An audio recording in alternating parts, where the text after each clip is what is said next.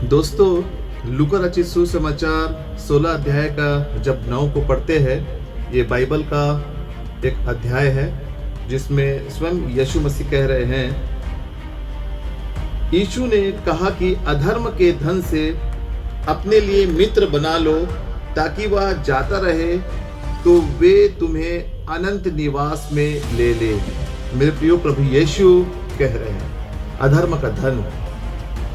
कभी कभी ऐसा होता है मेरे प्रियो कि कोई व्यक्ति को कहीं रोड में पड़ा हुआ धन मिल जाता है, या किसी का घुमा हुआ पैसा किधर मिल जाता है, या नौकरी में, चाहे वो प्राइवेट नौकरी हो या गवर्नमेंट की नौकरी हो, घूस के रूप में भी कोई व्यक्ति पैसा देके चला जाता है। वो व्यक्ति घूस लेना नहीं चाहता, उसके बाद भी उसे खुशी से पैसा मिल जाता है घूस के रूप में। तो ऐसा धन को क्या करना चाहिए, प्रभु यीशु बाइबल में हमें सिखाते हैं। और उस धन को अधर्म का धन कहा गया है। तो ऐसा धन अगर कोई व्यक्ति को मिल जाए तो उसे क्या करना चाहिए। प्रभु यीशु कहते हैं कि उस पैसे से अपने लिए मित्र बना ले। मतलब प्रभु यीशु ये कहना चाहते हैं कि अगर कोई व्यर्थ में अधर्म का धन मिल गया है तो उस पैसे का इस्तेमाल दोस्त बनाने के लिए कर लेना चाहिए। वो पैसे का इस्तेमाल किसी के मदद करने में कर लेना चाहिए, किसी के मदद कर देना चाहिए। कोई ज़रूरतमंद व्यक्ति है तो वो पैसे उसे दे देना चाहिए। हम जब अपने शहर में, अपने गांव में देखते बहुत सारे लोग तकलीफ में होते हैं, पैसे की तकलीफ में होते हैं। तो इस तरह से हम उस पैसे का इस्तेमाल किसी का मदद करने के लिए कर सकते हैं। प्रभु यीशु ने बहुत अच्छा शिक्षा दिया है कि अधर्म के धन से अपने लिए मित्र बना ले। लेकिन क्या मेरे प्रियो, ऐसा आज संसार के लोग ऐसा कर रहे हैं? अगर किसी को अधर्म का धन मिल गया घूस के रूप में, अगर कोई पैसा उसे मिल जाता है, या किसी का खोया हुआ धन उसे मिल जाता है, या कैसे भी रूप में किसी को उसका धन नहीं है, वो किसी और व्यक्ति का धन है और उसे वो मिल गया, वो खुद उसको नहीं कमाया है, वो किसी दूसरे का कमाया हुआ पैसा हो सकता है, या किसी दूसरे का जो है ब्लैक मनी हो सकता है। अगर वो धन अगर किसी व्यक्ति को मिल जाता है तो उसे क्या करना चाहिए। ये शास्त्र, ये बाइबल का पवित्र शास्त्र लूका रचित सुसमाचार 16 अध्याय का 9 में प्रभु यीशु ने कहा कि वैसे पैसे को क्या करना चाहिए। जब शास्त्र में हम और पढ़ते हैं, लूका रचित सुसमाचार 18 अध्याय का 22 से 24 जब पढ़ते हैं तो वहां एक धनवान व्यक्ति प्रभु यीशु के पास में आया था। और वो व्यक्ति आकर प्रभु यीशु से कहने लगा, प्रभु कि अनंत जीवन मुझे चाहिए, और अनंत जीवन को पाने के लिए मैं क्या करूं। और मैं सारी आज्ञाओं को पूरा करता हूं, जो मूसा की व्यवस्था में जो आज्ञा दिया गया है वो सारी आज्ञाओं को मैं पूरा करता हूं। लड़कपन से वो आज्ञा को मैं मानता आया हूं, मुझ में कोई कमी नहीं दिखता, ऐसा धनवान व्यक्ति कह रहा है। तो प्रभु यीशु ने कहा कि सब कुछ ठीक है, बस एक बात की तुझ में कमी है। तो क्या कर कि तेरे पास में जो धन है ना, उस धन को गरीबों को दे दे और मेरे पीछे हो ले। तो वो व्यक्ति निराश हो गया और निराश होकर चला गया। वो धन के पास में चला गया, उस अनंत जीवन को छोड़कर। प्रभु यीशु जो अनंत जीवन उसे देना चाहता था उसे छोड़कर वो अपने धन के पीछे चला गया। प्रभु यीशु सब कुछ जानते हैं मेरे प्रियो। जो सृष्टि, इस जगत को बनाया, जो समुद्र को बनाया, पहाड़ों को बनाया, हम सबको बनाया, वो हमारे मन, हृदय, सब कुछ को जानता है।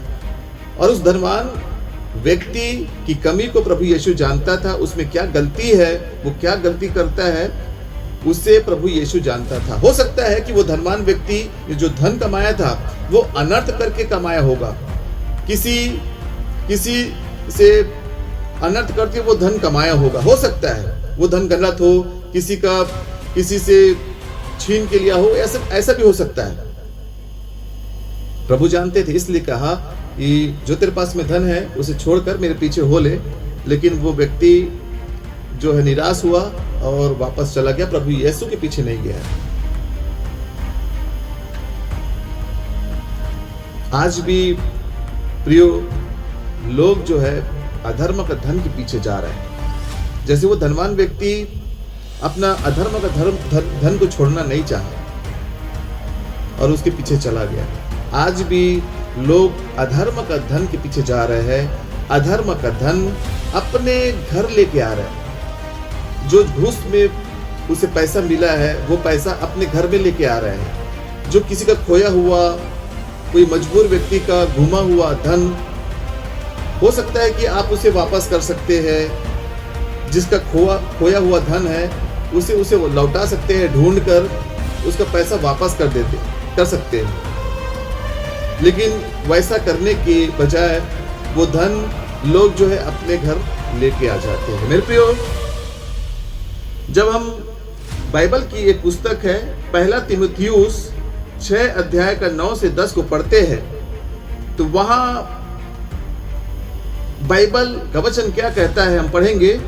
जो धनी होना चाहते हैं वे ऐसी परीक्षा और फंदे और बहुत तेरे व्यर्थ और हानिकारक लालसाओं में फंसते हैं जो मनुष्य को बिगाड़ देती है और विनाश के समुद्र में डुबा देती है। क्योंकि रुपए का लोभ सब प्रकार की बुराइयों की जड़ है, जिसे प्राप्त करने का प्रयत्न करते हुए कितनों ने विश्वास से भटक कर अपने आप को नाना प्रकार की दुखों से छलनी कर लिया है। शास्त्र कहता है कि अधर्म का धन नाना प्रकार से दुखों में छलनी होने का कारण बन जाता है। अधर्म का धन को अगर घर में लेकर आया जाए तो नाना प्रकार के दुखों का कारण हो जाता है। आज लोग घूस का पैसा घर लेके आते हैं। किसी मजबूर का खोया हुआ धन अपने घर ले आते हैं। हो सकता है कि हम उसे वापस कर दे, उसे लौटा दे, लेकिन लौटाने के बजाय अपने घर ले आते हैं और वो पैसे का इस्तेमाल अपने बच्चों पर कर लेते हैं, अपना घर बनाने में कर लेते हैं, जमीन खरीदने के लिए कर लेते हैं। और शास्त्र कहता है, बाइबल कहता है कि वैसा धन दुखों का कारण बन जाता है। सोचिए कि घूस का पैसा या किसी का खोया हुआ पैसा लोग अपने बच्चों पे खर्च कर रहे हैं, अपने परिवार पर खर्च कर रहे हैं। और बाइबल कहता है कि वैसा धन से दुख ही मिलेगा, तकलीफ ही मिलेगा। धनवान व्यक्ति के विषय में शास्त्र क्या कहता है, बाइबल क्या कहता है? अगर कोई व्यक्ति धनवान है तो उसके विषय में शास्त्र क्या कहता है? जब हम पहला तीमुथियुस 6 अध्याय का 17 और 18 को पढ़ते हैं तो वहां लिखता है, इस संसार के धनवानों को आज्ञा दे कि वे अभिमानी न हो और चंचल धन पर आशा न रखे, परंतु परमेश्वर पर जो हमारे सुख के लिए सब कुछ बहुतायत से देता है और भलाई करे और भले कामों में धनी बने और उदार और सहायता देने में तत्पर हो। ये धनवानों को सलाह है। बाइबल में धनवानों के लिए शिक्षा है कि उन्हें क्या करना चाहिए, अपने धन को कैसे खर्च करना चाहिए। यहाँ लिखता है शास्त्र में कि धनवान व्यक्ति को उदार और सहायता देने में तत्पर होना चाहिए। कई लोग हैं इस संसार में, मेरे प्रियो, एक अमेरिका का बहुत बड़ा व्यवसायी है जिसे बिल गेट्स कहते हैं, एक साल में लगभग 28 बिलियन डॉलर वो दान करता है। 28 बिलियन डॉलर को जब आप रुपए में कन्वर्ट करेंगे तो कितना शून्य है, इसको सोचना पड़ जाएगा कि कितना शून्य है उसमें। इतना पैसा वो दान में दे रहा है। एक धनवान व्यक्ति को सलाह है कि उससे कैसा अपने धन का इस्तेमाल करना चाहिए। आप सबको जय मसीह।